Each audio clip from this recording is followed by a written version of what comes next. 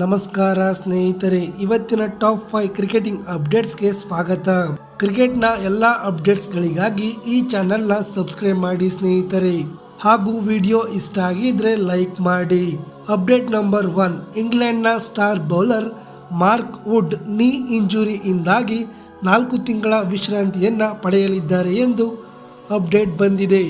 Update number 2, Australia ತಂಡದ star batter Mitchell Marsh ರವರು back ಇಂಜುರಿಯಿಂದಾಗಿ ರಿಕವರಿ ಆಗಿದ್ದು, ಹೀಗಾಗಿ LHC ತಂಡದ ಪರ ಕಣಕ್ಕಿಳಿಯಲಿದ್ದಾರೆ ಎಂದು ಮಾಹಿತಿ ಹೊರಬಿದ್ದಿದೆ.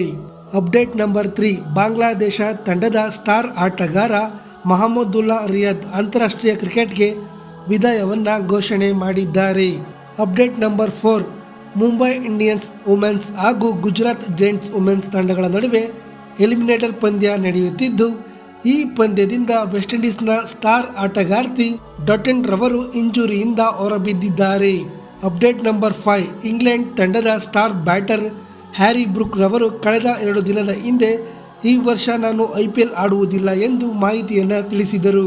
ಬಳಿಕ 2 ವರ್ಷ ಇವರನ್ನು IPLನಿಂದ ಬ್ಯಾನ್ ಮಾಡಿದ್ದಾರೆ.